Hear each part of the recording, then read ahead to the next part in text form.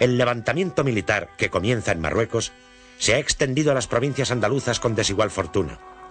Martínez Barrio intenta convencer a Mola para que detenga la rebelión. Mola se muestra inflexible. Desanimado, Martínez Barrio renuncia ante Azaña, quien encuentra en José Giral el hombre de su confianza que asume la crucial responsabilidad de formar gobierno. El nuevo gabinete, monocolor, estrictamente republicano, aprueba las entregas de armas que se han producido durante la mañana del 19 y ordena formalmente que se intensifiquen. Armar al pueblo ha sido la petición unánime de los partidos y sindicatos obreros. Armarlo es también un reconocimiento de que la rebelión está privando al gobierno de los recursos coactivos del Estado. Casares Quiroga y Martínez Barrio se habían opuesto a tal medida por temor a crear una situación irreversible. Pero en la opinión de los militares leales y del nuevo presidente del gobierno, dar las armas es la última posibilidad de salvar la legalidad constitucional, aunque ello entrañe el riesgo de abrir las puertas al protagonismo de las masas y a los desmanes revolucionarios que no tardarán en desatarse en la zona republicana. Los oficiales de la Marina de Guerra son partidarios del alzamiento y están al corriente de sus preparativos. Pero un radiotelegrafista de la Armada, el auxiliar Benjamín Balboa, va a impedir que la Marina se sume a la sublevación. Estando de servicio el 18 de julio en el Centro de Comunicaciones Navales de Madrid, capta el primer saludo de Franco al Ejército de África. El mensaje solicita retransmisión a través de la vía oficial a los diversos mandos militares peninsulares. Balboa da cuenta de ello a las autoridades del ministerio, impide que el mensaje de Franco se retransmita y detiene al oficial que intenta hacerlo. Entra en contacto con los radiotelegrafistas de la escuadra, en general adictos a la República, y consigue que la mayoría de los barcos y de las bases navales se mantengan en contacto permanente con el gobierno y obedezcan sus instrucciones. Balboa y sus compañeros evitan que la rebelión militar incline las unidades navales en contra de la República. Frente a Melilla están concentrados en la mañana del 18 de julio los destructores Sánchez Barcaiztegui, Lepanto y Almirante Valdés. Captan la proclama de Franco incitando a la rebelión y asimismo la orden de Madrid de abrir fuego sobre los centros militares de la ciudad. No cumplen ninguna de las dos. En el Sánchez Barcaiztegui y en el Almirante Valdés, la marinería se hace con el control y arresta a los mandos. El Lepanto pone rumbo a la capital malagueña en la errónea creencia de que allí ha triunfado la sublevación, pero a su llegada en la madrugada del 20, los oficiales son detenidos. En el destructor Churruca, que ha trasladado a Cádiz el 19 un contingente de tropas rebeldes africanas, la marinería se opone a los sublevados. La oficialidad es arrestada y el buque toma rumbo a Málaga. Tanto los oficiales del Churruca como los del Lepanto y los del Sánchez Barcaiztegui son confinados en el mercante JJ Sister y serán juzgados el 20 de agosto, siendo fusilados en su mayor parte.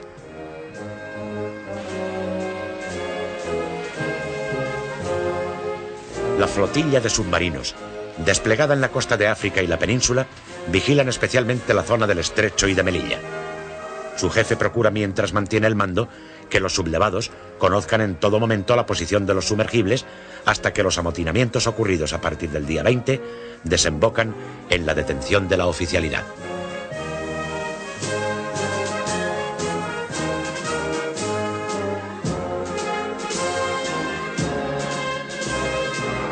En los cruceros Cervantes, buque insignia de la flota, y Libertad, que navegan desde el Ferrol al Estrecho, las dotaciones proclaman su lealtad a la República y detienen a los mandos.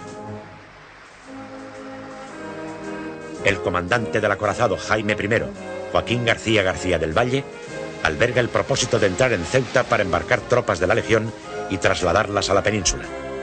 Pero el día 20, a la altura del Cabo Mondego, la marinería se amotina adueñándose del buque.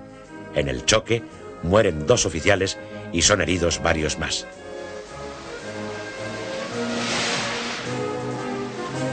El gobierno designa al capitán de fragata Fernando Navarro Capdevilla como jefe de la flota de operaciones republicana, quien se dirige con el destructor Almirante Ferrándiz hacia Tánger.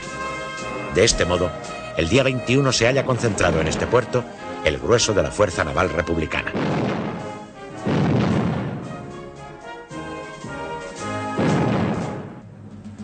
Las contrariedades que sufren los rebeldes en la flota son compensadas por los éxitos del general Mola en Navarra.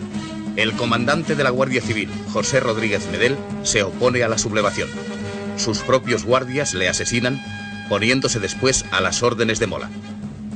Tal y como está previsto, a las 6 de la mañana del 19, una compañía del batallón de montaña con banda de música proclama el estado de guerra y da lectura al bando correspondiente que se fija en las esquinas. La multitud empieza a congregarse en la plaza del castillo. La rebelión se extiende con rapidez por toda Navarra. Es la única región donde, inmediata y espontáneamente, grandes masas populares, en su mayoría carlistas, se unen a quienes se levantan en armas. El recuerdo de las guerras carlistas todavía entusiasma a los requetés, que acuden por miles a luchar contra la República. En algún caso, miembros de una misma familia, que representan a 3 generaciones, se encuadran en la misma unidad. Como primera medida, Mola lanza pequeñas columnas para asegurar los territorios circundantes, a fin de solidificar una base de operaciones. En Burgos, sede de la 6ª División, su jefe, el general Batet, superior jerárquico de Mola, engañado por este y por su propio Estado Mayor hasta el último momento, es arrestado en su cuartel general. Acto seguido, los rebeldes proclaman el estado de guerra. El general Batet, que había sido laureado por haber reprimido la sublevación de 1934 en Barcelona, será condenado a muerte y fusilado meses más tarde, cuando ya ha remitido el apasionamiento de los primeros momentos. De las capitales de provincia que abarca la 6ª División, se incorporan a los insurrectos Logroño, Palencia y Vitoria. Las noticias de la sublevación en Marruecos llegan a la 5ª División en Zaragoza, que manda el general Miguel Cabanellas a primera hora del 18 de julio. Las tropas son acuarteladas en espera del momento de la rebelión, fijado para las 5 de la mañana del día siguiente. El todavía presidente del gobierno, Casares Quiroga, envía a Zaragoza al general Núñez de Prado, prestigioso soldado, amigo personal de Cabanellas y jefe de la aeronáutica militar, a fin de que sostenga la fidelidad republicana del jefe de la 5ª División. No logra su objetivo. Al llegar, es arrestado. Se le confina en distintas dependencias y días más tarde es asesinado. Cabanellas se adelanta a la hora de la sublevación.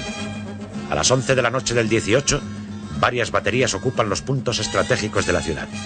Se detiene inmediatamente a casi 400 sindicalistas y dirigentes del Frente Popular, lo que desarticula toda posibilidad de resistencia. El triunfo de la sublevación en Zaragoza es una dura pérdida para la CNT, que tiene en la capital aragonesa uno de sus núcleos más fuertes. En las primeras horas de la madrugada del 19, y con el ritual de costumbre, se declara el estado de guerra y se ocupan los centros oficiales. Escasos civiles se suman al pronunciamiento. El 20 de julio, la huelga general paraliza la ciudad, que vive sumida en la incertidumbre. Aviones procedentes de Barcelona arrojan bombas que causan alguna víctima y ligeros daños. Una de las bombas cae sin explotar sobre la Basílica del Pilar. De este hecho, la propaganda extrae la conclusión de que la Virgen está con los rebeldes. Poco después, se la nombra capitana generala. El general Cabanellas cumple sus compromisos con el general Mola y ordena transportar armamento y municiones a Pamplona. 10.000 fusiles, algunos millones de cartuchos, que serán una ayuda preciosa para equipar a los requetés navarros. Recíprocamente, el 24 de julio llega a Zaragoza un tren con unos 2.400 carlistas, lo que compensa la falta de alistamiento de voluntarios en esta ciudad. Inmediatamente obligan a cambiar la bandera republicana por la roja y gualda. En las otras provincias dependientes de la 5ª División Orgánica triunfan igualmente los insurrectos. En Jaca hay una mínima reacción civil prontamente sofocada. Huesca y Teruel no se oponen. La caída de gran parte de Aragón es un duro revés para la República, porque corta las comunicaciones entre Madrid y Cataluña. La rebelión se extiende con éxito hacia el oeste, como la Gran Mancha de Aceite, configurando en los próximos días una amplia zona bajo el mando del general Mola. Para sublevar la guarnición de Valladolid, Mola ha designado al general de división Andrés Ayguet, quien, acompañado por el general de brigada Miguel Ponte, se presenta en la plaza el día 18. Ninguno de ellos tiene en tales momentos mando de tropas. El general Nicolás Molero, jefe de la división, recibe la visita de los sediciosos, quienes le sugieren una fórmula transaccional de entrega del mando.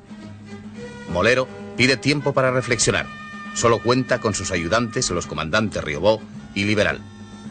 En circunstancias todavía no esclarecidas, se llega a un tiroteo en el interior del despacho, en el que mueren los dos ayudantes y resulta herido el propio Molero.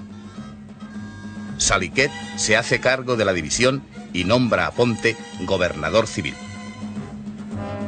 Molero es encarcelado y años más tarde recobrará la libertad. El depuesto gobernador civil, Luis Lavín, es fusilado en agosto. El estado de guerra se declara en la madrugada del 19 de julio. Con el ejército colaboran estrechamente guardias de seguridad y asalto, la Guardia Civil y los falangistas, cuyo líder, Onésimo Redondo, acaba de salir de la prisión de Ávila. En Valladolid, la represión es muy violenta. Se producen centenares de detenciones. Se llena la cárcel nueva y es preciso habilitar la plaza de toros y las cocheras para albergar a tantos detenidos. Comienzan los paseos y los asesinatos de los elementos de izquierda. En esta sucia tarea corresponde un papel relevante a la Falange, apoyada por la autoridad militar. La intensidad de la represión es tal que la prensa publica un llamamiento pidiendo al público que no acuda a presenciar las ejecuciones. También el general Mola solicita discreción al respecto. La rebelión se impone rápidamente, aunque con menos violencia, en el resto de las plazas de la séptima división: Zamora, Salamanca, Ávila y Segovia. Consecuencia de la sublevación es el triunfo del alzamiento en Cáceres, que pone en manos de Mola una zona limítrofe con Portugal y ofrecerá más adelante la posibilidad de enlace del ejército del norte con las tropas rebeldes que suban desde Sevilla. El alzamiento triunfa completamente en Galicia. Ello trae consigo dos importantes consecuencias para el consolidamiento de los sublevados. En primer término, el control de una comarca muy rica en recursos económicos y demográficos. En segundo lugar, el control de toda la fachada occidental del país, desde Huelva hasta Lugo, sin solución de continuidad. En el plano militar, estratégicamente hablando, el dominio de la importante base del Ferrol, donde se están construyendo precisamente algunas unidades militares, tiene también una gran trascendencia para la causa sublevada. Hasta el 21 de julio los mandos de esta importante base naval permanecen a la expectativa hasta el tener noticias fidedignas de lo acaecido en el norte de África. El día 21 la sublevación de la Guardia Civil hace entrar la situación por derroteros imprevisibles. El jefe del arsenal contraalmirante Antonio Azarola, católico acendrado, cuya actitud ha sido pasiva, es juzgado en Consejo de Guerra y condenado a muerte. En La Coruña, como en muchas otras capitales, la rebelión se inicia con la bandera tricolor, el himno de Riego y el grito de ¡Viva la República! El alcalde desaconseja armar al pueblo. El gobernador civil resiste en el edificio del gobierno con varios mandos de la Guardia de Asalto, pero la unión de la Guardia Civil a los rebeldes empeora la situación. La falange local, armada rápidamente y encabezada por el dirigente santanderino Manuel Edilla, resulta de gran ayuda al ejército para acabar con la escasa resistencia. El gobernador, Pérez Carballo, y muchas otras personas que no se unieron a la rebelión son fusilados poco más tarde en Punta Herminia. En Pontevedra, el ejército se mantiene al principio en calma, pero la adhesión de la Guardia Civil a la insurrección decide el triunfo de esta tras una tímida resistencia civil. En Vigo es una unidad de infantería la que proclama el estado de guerra y responde con fuego a quienes insultan al oficial que la manda. En las afueras de la ciudad aparecen pequeños conatos de resistencia brutalmente reprimidos. Incluso los civiles que se rinden son pasados por las armas. En Orense, el cambio de situación política se desarrolla sin dificultades, al igual que en Santiago de Compostela, donde las autoridades civiles hacen una oposición puramente simbólica. La represión será especialmente severa en Galicia. A pesar de que 3 de ellos solamente han tenido una actitud pasiva, sus 4 gobernadores civiles serán fusilados. Se calcula que hasta fines de diciembre de 1936 el número de represaliados alcanza la cifra de 2.500. Especialmente trágico y doloroso será el caso de doña Juana Capdevila, esposa del gobernador civil de La Coruña. Es acusada, a pesar de encontrarse en estado de buena esperanza, de haberse levantado en armas contra la rebelión, y es asesinada en una cuneta, acribillada a balazos. No es de extrañar que ante estos acontecimientos un gran número de partidarios de la República huyan a las zonas montuosas y allí configuren unas guerrillas que mantendrán una gran y heroica resistencia. La rápida propagación del golpe militar fracasa en Asturias, salvo en Oviedo y Gijón, las 2 únicas ciudades con tropas. El gobernador militar de Oviedo y jefe de la guarnición es el coronel Antonio Aranda, hombre de reconocidas simpatías republicanas. Al llegar las noticias de la sublevación del protectorado, Aranda se reúne con el gobernador civil y con los diputados socialistas Ramón González Peña y Belarmino Tomás. Les convence fácilmente de su lealtad al gobierno. Sugiere que se envíen columnas de mineros para aplastar a los rebeldes en otras ciudades, dado que en Asturias no hay peligro alguno. 2.500 mineros con 200 mosquetones salen de Oviedo por ferrocarril y carretera hacia el sur, con ánimo de llegar a Madrid. Todo ha sido una añagaza para alejar de Oviedo a una potente y bien fogueada fuerza obrera. El 20 de julio, cuando han marchado los mineros, Aranda proclama el estado de guerra a los acordes del himno de Riego. Se ocupa la emisora de radio. Los guardias civiles vencen la resistencia de los de asalto. En la cuenca minera se produce, mientras tanto, una movilización general. Cerca de 3.000 hombres marchan sobre Oviedo totalmente controlada por Aranda. No logran penetrar. La capital quedará aislada en zona republicana hasta que en octubre tropas procedentes de Galicia consiguen abrir un corredor de comunicación. En Gijón, el coronel Antonio Pinilla, jefe del regimiento de infantería, se une a la sublevación cuando conoce el éxito de Aranda en Oviedo. Pero muchos soldados desertan y Pinilla, al ver reducida su fuerza, debe replegarse. La falta de apoyo popular al golpe es evidente en Gijón. La multitud cerca los cuarteles de infantería y zapadores, distantes entre sí unos 300 metros. Los rebeldes aguantarán el asedio varias semanas. El resto del territorio asturiano permanece leal a la República. El fracaso parcial de los insurrectos en Asturias, donde Aranda puede sostenerse en Oviedo, se convierte en un revés total en Vizcaya y Guipúzcoa, que quedan a favor de la República. También una parte de Álava permanece fiel a la legalidad, aunque la capital es rápidamente controlada por los sublevados. En Vizcaya, gran parte de la oficialidad de la guarnición de Bilbao, empeñada en el golpe militar, no hace honor a su compromiso cuando llega el momento indicado. La Guardia Civil y la de asalto dominan rápidamente todo intento subversivo. Los jefes y oficiales considerados desafectos a la República son detenidos y los más destacados de entre ellos pasados por las armas. El gobernador civil José Echeverría autoriza la formación de milicias armadas y desde la presidencia del Comité del Frente Popular se hace cargo de la situación. Los nacionalistas vascos, superadas las reticencias de quienes prefieren mantenerse al margen del conflicto, optan por la defensa del régimen republicano. Esperan obtener el Estatuto de Autonomía, a punto de ser aprobado por las Cortes. Lo conseguirán en octubre. Esta decisión tiene trascendencia para el futuro, ya que hace posible la apertura del Frente del Norte con la consiguiente prolongación de la guerra.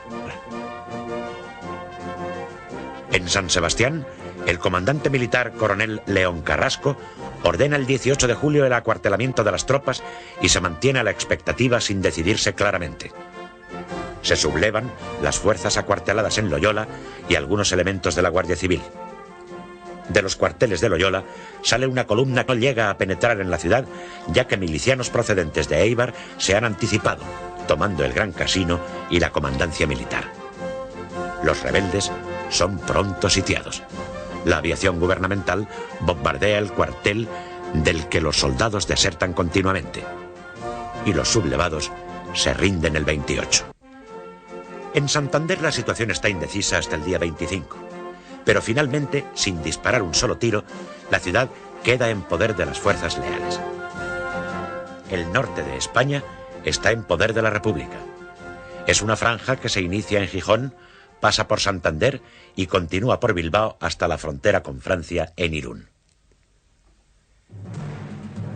El relativo fracaso de los sublevados en el norte de España se ve compensado por el triunfo en otras regiones. El caso de Baleares es particularmente interesante. El 18 de julio por la mañana llegan a las islas las noticias del alzamiento en Marruecos. El gobernador civil, el escritor Antonio Espina, se pone al habla con el general Godet, comandante general de las Baleares, para preguntarle si el gobierno de la República puede contar con su adhesión. Godet le da palabra de honor de que se mantendrá en favor de la legalidad.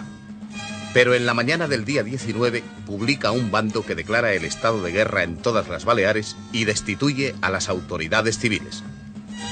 Horas más tarde, acompañado de su hijo, emprende vuelo en uno de los hidroaviones llegados poco antes para trasladarlo a Barcelona. La orden de huelga general no llega a movilizar a los mallorquines partidarios en diversos pueblos de la legalidad republicana. Sin embargo, el día 20 hay conatos de resistencia, a veces secundados por carabineros, que sofocan rápidamente al ejército. La oposición más importante es la de las fuerzas de la base de Hidros de Pollensa, que pronto será dominada. En Menorca, el día 20, los intentos de rebelión se encuentran con la oposición de los suboficiales apoyados por la tropa. Toman el mando de la isla un brigada de infantería y un auxiliar de marina. Menorca permanece fiel a la legalidad republicana hasta el final de la guerra. En las islas de Ibiza y Formentera, donde solo hay pequeños destacamentos, el alzamiento triunfa inmediatamente. Los sublevados controlan con facilidad las Baleares, con excepción de Menorca. En Mallorca, la isla mayor, comienza la represión inmediatamente y en ella toman parte activa los falangistas. Unas 1.500 personas pertenecientes a partidos y organizaciones del Frente Popular son detenidas. Enseguida se inician los asesinatos. Mallorca se ha convertido en aquellos años en un centro turístico importante. Disfruta de estabilidad política con muy escasa conflictividad social, lo que hace más incomprensible la represión. El escritor católico francés Georges Bernanos deja un impresionante testimonio de su dureza en su obra Los grandes cementerios bajo la luna. El sábado 18 de julio de 1936 es en Barcelona un sábado de verano. Lo único que preocupa a la población es el fin de semana y sus vacaciones. A Barcelona están llegando desde hace días atletas procedentes de toda España y del extranjero para participar en la Olimpiada Popular, manifestación deportiva subvencionada por el Gobierno de la República y la Generalitat, que tendrá como escenario el Estadio de Montjuïc.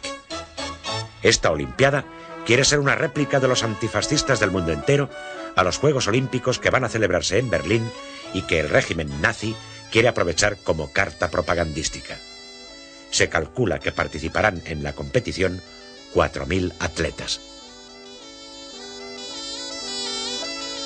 La ciudad se dispone a celebrar al día siguiente la inauguración de la Olimpiada Popular por el presidente Lluís Companys. En las jornadas anteriores han circulado noticias inquietantes sobre un posible pronunciamiento castrense que el presidente de la Generalitat ha desmentido. A la vez, se hace pública la clausura de centros y detención de elementos antirrepublicanos. Durante la mañana del sábado 18 de julio, a pesar de la censura de prensa y radio, ha empezado a extenderse con insistencia por la ciudad el rumor de una sublevación militar en Marruecos. La noticia, sin embargo, no interrumpe la vida normal de los ciudadanos. Se cree en general que la sublevación, de confirmarse, no pasará de ser un intento fracasado como el del general Sanjurjo en 1932. Al atardecer de ese sábado, el célebre violonchelista Pau Casals ensaya con su orquesta el concierto inaugural de la Olimpiada Popular, que debe tener lugar al día siguiente. Pero el ensayo se interrumpe al llegar la noticia de que la inauguración de la Olimpiada Popular se ha suspendido, porque la sublevación militar se ha extendido a la península. La noche del 18 al 19 es de expectación y preparativos.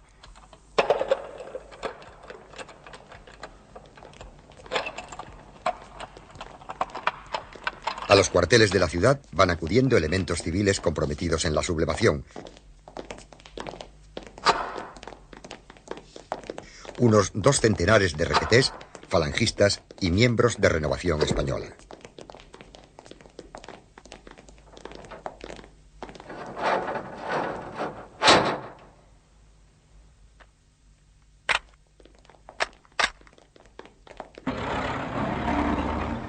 El comisario general de Orden Público, capitán Escofet, y su colaborador, el comandante Warner, ponen en marcha el plan previsto para dominar la sublevación que se espera.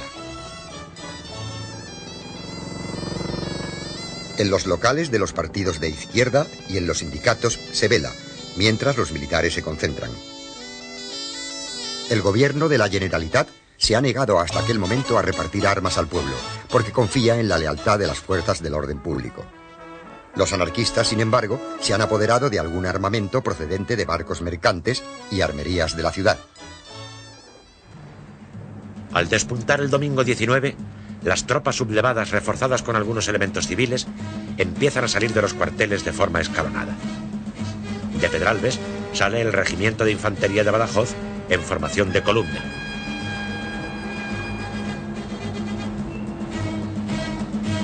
En el cuartel de artillería de Sant Andreu, los elementos civiles concentrados pertenecientes al requeté se han negado a salir a la calle porque el alzamiento se ha hecho al grito de ¡Viva la República!, dado por el capitán Reylen. Quedan en el cuartel para asegurar su defensa. Escofet es informado inmediatamente y pone en marcha su estrategia. Las fuerzas de asalto y de seguridad ocupan los lugares claves de la ciudad. La CNT hace sonar las sirenas de las fábricas y del puerto. Su sonido alerta a los militantes y a toda la ciudad. La sublevación ha empezado en Barcelona.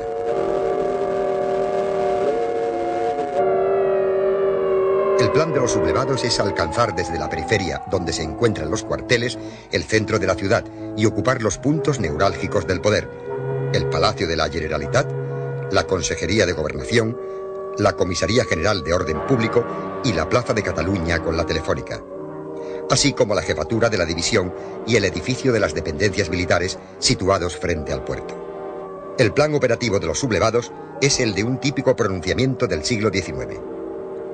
Los insurrectos cometen errores notables.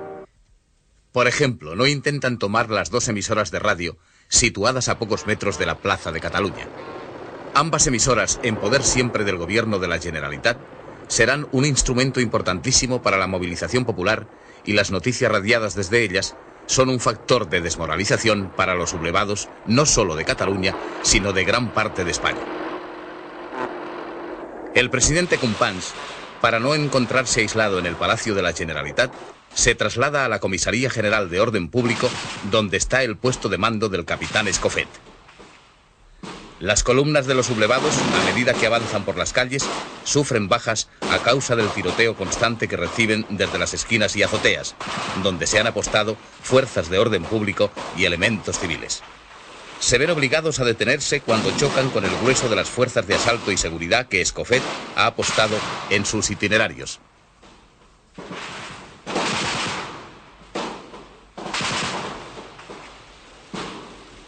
Tienen lugar enfrentamientos importantes en el cruce diagonal Paseo de Gracia.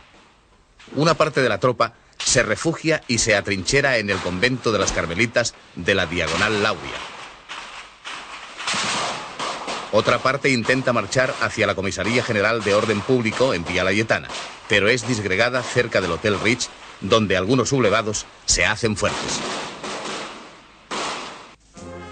La acción de las fuerzas leales es apoyada por los voluntarios civiles, que se incorporan armados o que van equipándose con las armas tomadas a los rebeldes. Entretanto, las fuerzas de artillería del cuartel de los Docks, que con algunas piezas y ametralladoras avanzan por la avenida Icaria, se ven detenidas por las fuerzas leales parapetadas en los edificios circundantes, y en especial tras una enorme barricada de bobinas de papel construida por los portuarios. El fuego de los guardias de asalto y de numerosos paisanos voluntarios se ceba en los sublevados y derriba las caballerías que transportan los cañones. El capitán López Varela, uno de los puntales de la rebelión, cae herido. Los guardias de asalto y trabajadores que les apoyan se apoderan de los cañones de la primera batería. El pueblo arrastra en triunfo las piezas por las calles hasta el cuartel de la Guardia de Asalto de la Barceloneta. Esta acción se convierte enseguida en un hecho mítico. En el paralelo, los rebeldes ocupan el local del sindicato de la madera cenetista. Los obreros luchan por recuperarlo y una parte de la tropa cae prisionera. Fuerzas de a pie y a caballo, acompañadas de elementos civiles, llegan a la plaza de la universidad, que ocupan tras vencer la resistencia de las fuerzas leales y populares. Hacen varios prisioneros, entre ellos el conocido líder sindicalista Ángel Pestaña y Jaime Miravilles. Otros rebeldes toman la plaza de Cataluña.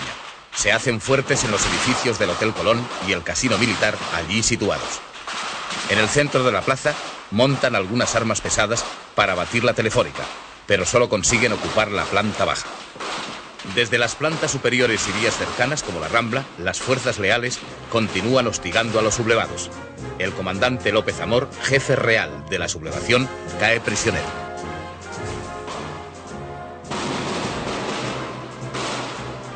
Para reconquistar la plaza de Cataluña, el capitán Escofet envía allí una columna de guardias de asalto a través de los túneles del metro.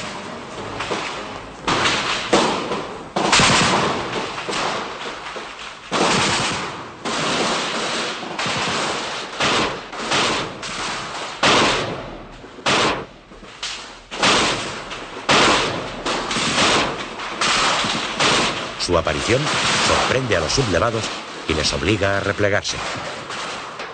La situación general continúa manteniéndose indecisa. El capitán Escofet toma una decisión muy importante: que intervenga la Guardia Civil. Una columna de unos 400 guardias civiles, reforzada por unos 80 soldados de intendencia al mando del coronel Antonio Escobar, sube por la vía Layetana.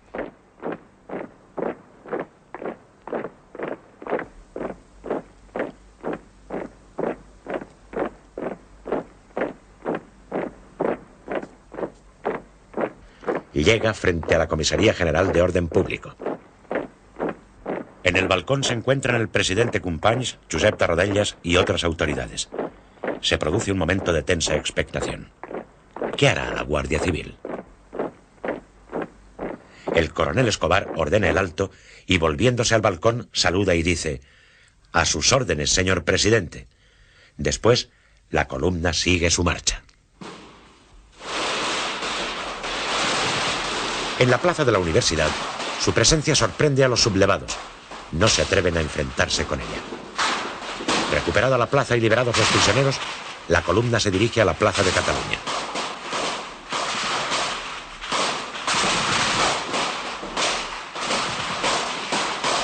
Su llegada desconcierta a los sublevados, que pierden el centro de la plaza y resisten en el Hotel Colón y en el casino militar.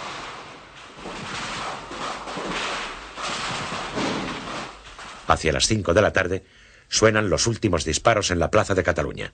Los sublevados se rinden a la Guardia Civil. Unos 200 prisioneros, entre militares y civiles, son conducidos a la Comisaría General de Orden Público.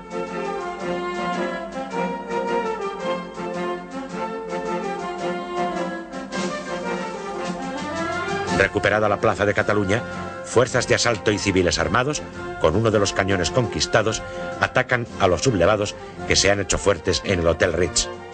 Finalmente, también se rinden. En medio del caos y desconcierto de la jornada, un audaz fotógrafo sale a la calle y, arriesgando su vida, acompaña a las fuerzas leales, captando con su cámara instantáneas que darán la vuelta al mundo. Agustín Centelles. Mientras tanto, en el aeródromo del Prat del Llobregat, el jefe de la base de la aviación militar, teniente coronel Felipe Díaz Sandino, y el capitán Alberto Bayo han conseguido imponerse a los oficiales partidarios de la sublevación. Los 4 aparatos Breguet, en condiciones de vuelo, se ponen a disposición del gobierno. Atacan a los sublevados del cuartel de artillería de los Docks y del parque de artillería de la barriada de Sant Andreu del Palomar. Lanzan octavillas informando que los soldados quedan licenciados y sus jefes destituidos. La acción de los aviones, más que sus efectos materiales, es importante por la desmoralización que produce entre los insurrectos al comprobar que el alzamiento no es secundado por todas las fuerzas del ejército. Además, la aparición en el cielo de Barcelona de la aviación da ánimos a quienes combaten a los sublevados. Sin embargo, la base de hidroaviones ha caído en manos de los rebeldes y a ella llega el mismo domingo al mediodía el general Godet en vuelo desde Mallorca. Viene a hacerse cargo del mando porque el general Llano de la Encomienda, máxima autoridad militar en Barcelona, no se ha plegado a los planes de la sublevación. Godet ordena detener al Llano de la Encomienda y le sustituye en el mando de la división. Al darse cuenta de que la situación es muy grave para los rebeldes, Godet intenta recuperar la iniciativa. Da órdenes de que los 4 hidroaviones que han llegado con él desde Mallorca bombardeen el aeródromo del Prat. Pero es imposible. Los pilotos, al ver que la marinería de la aeronáutica se opone a la sublevación, han emprendido vuelo de regreso. Godet pide refuerzos por radio a Palma y a Zaragoza. El general trata de atraer a la Guardia Civil y llama por teléfono al jefe de esta, general Aranguren, quien le contesta: si mañana me fusila usted, habrá fusilado a un general que ha hecho honor a su palabra y a sus juramentos militares. Pero si mañana le fusilamos nosotros, fusilaremos a un general traidor que ha faltado a su palabra y a su honor. En un último intento, Godet pretende que tropas a sus órdenes se apoderen de la Consejería de Gobernación de la Generalitat, pero es imposible. A media tarde, después de haber perdido los insurrectos las plazas de la Universidad y de Cataluña, un río de gente armada pone sitio al mando de la división. El edificio sufre el fuego de 2 cañones tomados en la avenida Icària, de varias ametralladoras y de numerosos fusiles. Se dispara desde lo alto de los edificios circundantes y desde todos los improvisados parapetos que han surgido en los alrededores. Ante la gravedad del momento, el general Godet telefonea a Josep María España, consejero de Gobernación de la Generalitat, y anuncia que aceptará rendirse únicamente a la Guardia Civil. Así se acuerda, y los sublevados izan la bandera blanca. Son hechos prisioneros y Godet es conducido ante el presidente Companys en el Palacio de la Generalitat. Companys dice al general que cuando se juega y se pierde hay que pagar lealmente. Le recuerda que en octubre del 34, siendo presidente de la Generalitat, se entregó para evitar un derramamiento de sangre y sugiere a Godet que aconseje a los rebeldes que se rindan. Godet, dejando sentado que los demás le han abandonado, pero que él no se ha rendido, acepta y pronuncia por radio estas palabras. La suerte me ha sido adversa, y yo he quedado prisionero. Por lo tanto, si queréis evitar que continúe el derramamiento de sangre, los soldados que me acompañabais quedáis libres de todo compromiso. A continuación, Companys toma el micrófono y se dirige en catalán a los oyentes diciendo: Ciudadanos, acabáis de escuchar al general Godet, que dirigía la insurrección, pidiendo que se evite el derramamiento de sangre. La insurrección ha sido dominada. Es necesario que todos continuéis a las órdenes del gobierno de la Generalitat y os atengáis a sus consignas. No quiero terminar sin hacer un fervoroso elogio de las fuerzas que con coraje y heroísmo han luchado por la legalidad republicana, ayudando a la autoridad civil. ¡Viva Cataluña! ¡Viva la República!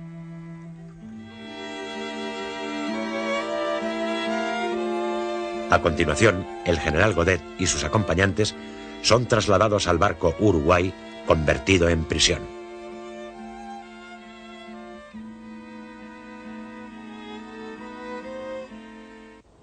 Al anochecer del 19 de julio ocurre un hecho que habrá de tener gran trascendencia. Al ver fracasar la insurrección, las fuerzas militares y civiles que defendían los cuarteles y la amaestranza de la barriada de Sant Andreu de Palomar los abandonan. Una gran multitud se apodera de 30.000 fusiles y el restante armamento depositado en el parque. Casi todo este material cae en manos de la CNT, de la FAI y de numerosos incontrolados, quienes contarán así con un equipo superior al de las fuerzas de orden público de la Generalitat. Al terminar el día, la sublevación en Barcelona puede darse por vencida, a pesar de algunos focos de resistencia. En el resto de Cataluña, las guarniciones rebeldes deponen su actitud y van rindiéndose progresivamente. Al amanecer del lunes 20, solo resisten en Barcelona 3 reductos. Las dependencias militares, el antiguo cuartel de las Atarazanas y el convento de los Carmelitas, donde se ha hecho fuerte la víspera un grupo de oficiales y soldados. Las tropas gubernamentales y los civiles armados mantienen el cerco. Aislados y hostigados continuamente, los sublevados en dependencias militares no tardan en rendirse. Las fuerzas de orden público se hacen cargo de los prisioneros. Entre los cadáveres se encuentra el del capitán Ramón Mola, hermano del general. Se ha suicidado. El cuartel de Atarazanas, cañoneado y bombardeado por la aviación, resiste heroicamente durante varias horas.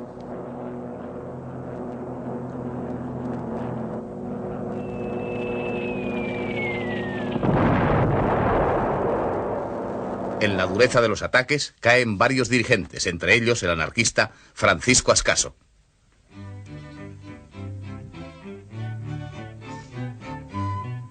El teniente José María de Colubi, alma de la resistencia, pide rendirse a condición de hacerlo a las unidades de orden público.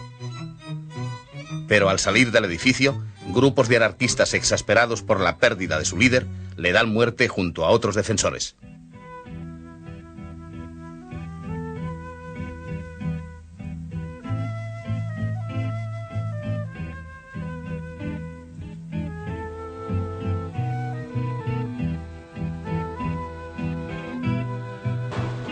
Quienes resisten en los Carmelitas en la mañana del día 20 parlamentan con los sitiadores y exigen entregarse a la Guardia Civil. La Consejería de Gobernación acepta sus condiciones. Mientras los sitiados esperan la llegada de la Guardia Civil, continúa el tiroteo con los asaltantes. Las bajas que sufren los exasperan. Por fin, acude una compañía de guardias civiles al mando del coronel Escobar, ante quien se efectúa la rendición. Pero al salir los prisioneros, una parte de la multitud avanza impetuosamente, arrolla a los guardias civiles y asesina a numerosos oficiales y religiosos. Desde el mismo día 19, se ha organizado un servicio de auxilios sanitarios de urgencia para atender a los heridos en combate. Se convierten en hospitales de sangre todos los edificios susceptibles de cumplir esta misión.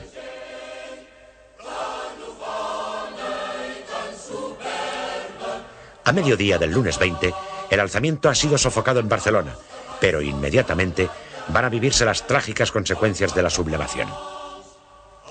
Las masas armadas se han hecho dueñas de la calle y representan el verdadero poder, mientras que el gobierno de la Generalitat carece de capacidad coactiva para imponerse.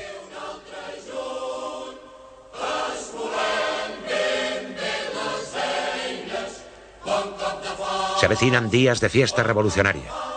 Coches llenos de pintadas, rebosantes de rostros eufóricos con gorro miliciano y cañones de fusil que asoman por las ventanillas. Barcelona estalla en un mar de banderas rojinegras que se abren como flores calientes de verano.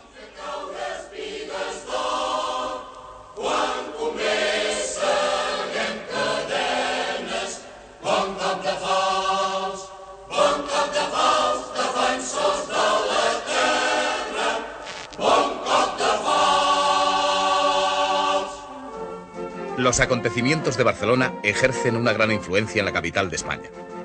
Durante la mañana del domingo 19 se sabe en Madrid que en las calles barcelonesas se combate duramente.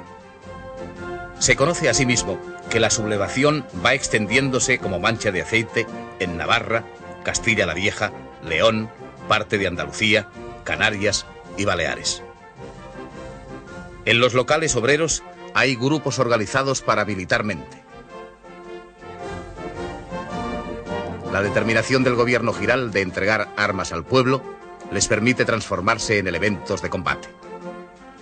El gobierno solo dispone de 5.000 fusiles completos. En el cuartel de la montaña hay 45.000 cerrojos de fusil cuyo control escapa al gobierno. A pesar de que la mayoría de la guarnición está comprometida con la conjura, en Madrid existe un importante sector de jefes y oficiales adictos a la República.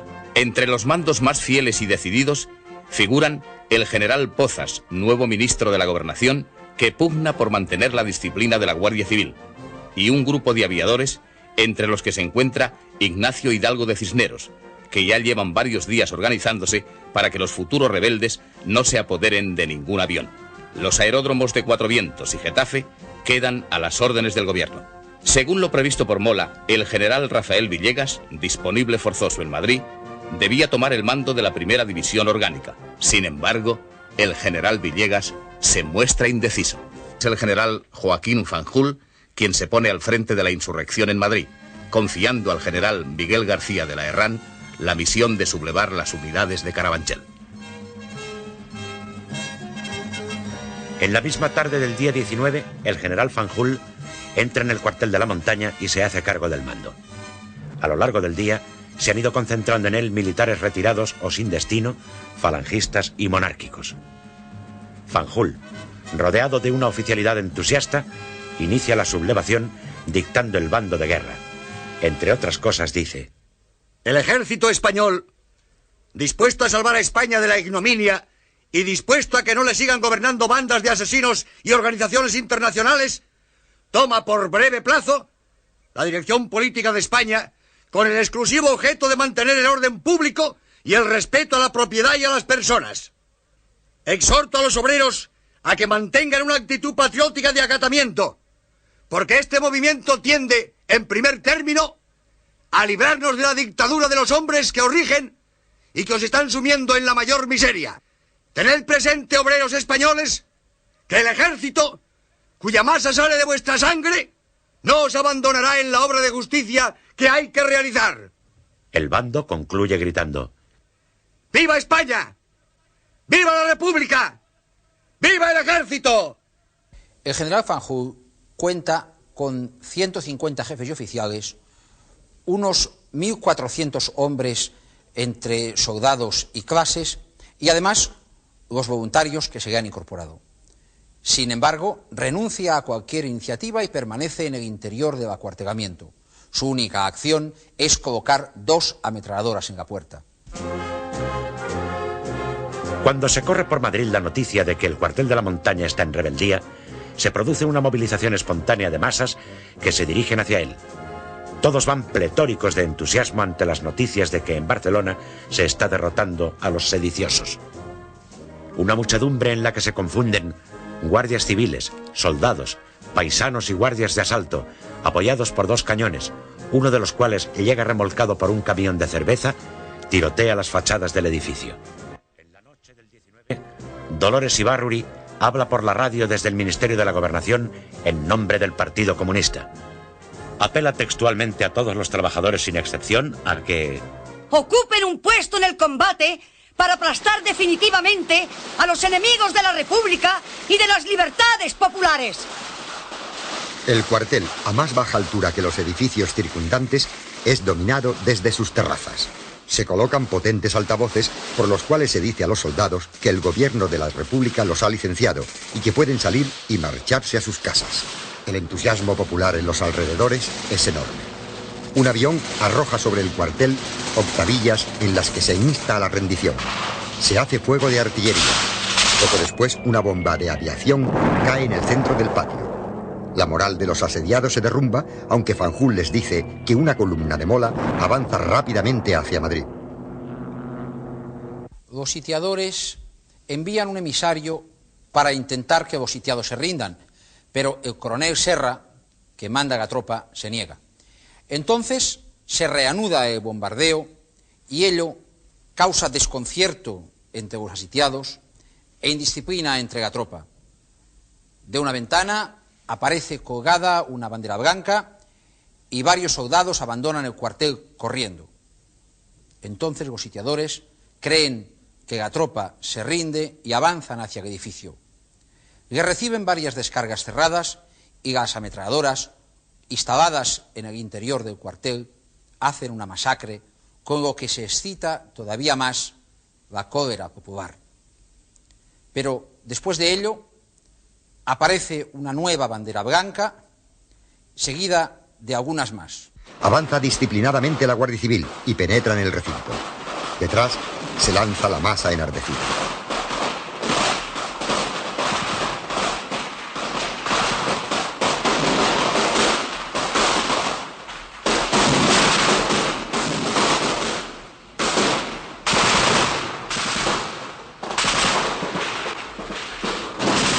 A mediodía del lunes 20 de julio, toda oposición ha cesado. De los casi 150 oficiales y jefes que han luchado en el cuartel de la Montaña, caen abatidos 98, son heridos 14 y hechos prisioneros 12, entre ellos el general Fanjul, que se salva así de la ira popular en aquel momento.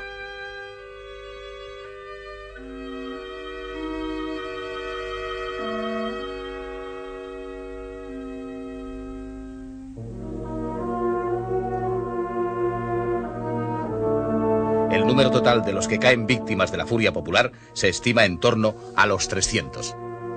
Los intentos de sublevación en otros cuarteles de Madrid fracasan.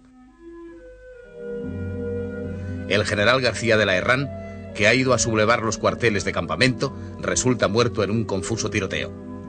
Para el fracaso de la sublevación en Madrid es decisiva la fidelidad que guardan al gobierno la Guardia Civil, el Cuerpo de Seguridad de Asalto y la aviación. Solo un regimiento de Madrid consigue ponerse a las órdenes de Mola.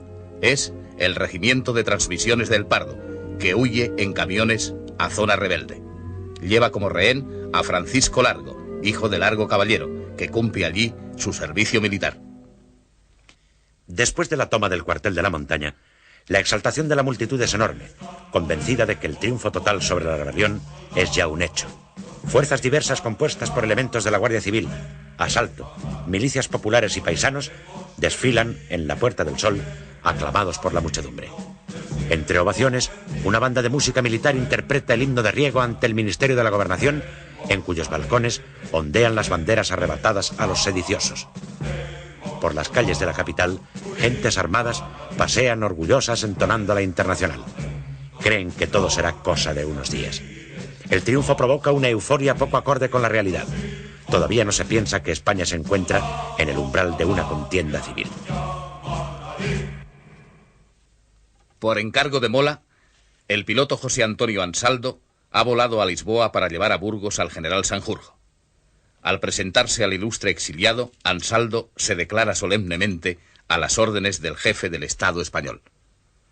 El gobierno de Madrid, a través del embajador Claudio Sánchez Albornoz, protesta ante las autoridades portuguesas porque se haya permitido a un piloto rebelde utilizar un aeródromo militar en el país vecino. En consecuencia, Ansaldo ha de trasladar su avioneta a un pequeño campo de aterrizaje en Mariñas. Se fija la fecha del 20 de julio para emprender el viaje a España. Cuando despega la avioneta, no consigue elevarse. Roza las copas de los pinos que rodean el aeródromo, capota y se incendia. Sanjurjo perece carbonizado, mientras Ansaldo sufre tan solo algunas heridas.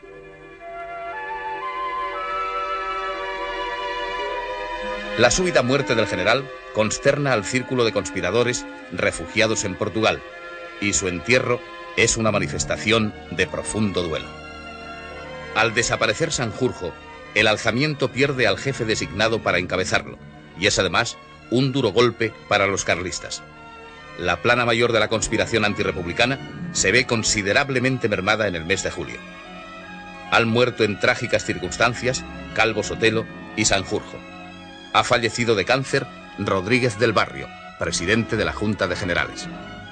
Godet, Fanjul y José Antonio Primo de Rivera están detenidos y serán posteriormente ejecutados. Quedan como cabezas visibles de la rebelión en marcha Cabanellas, Queipo de Llano, Franco y Mola.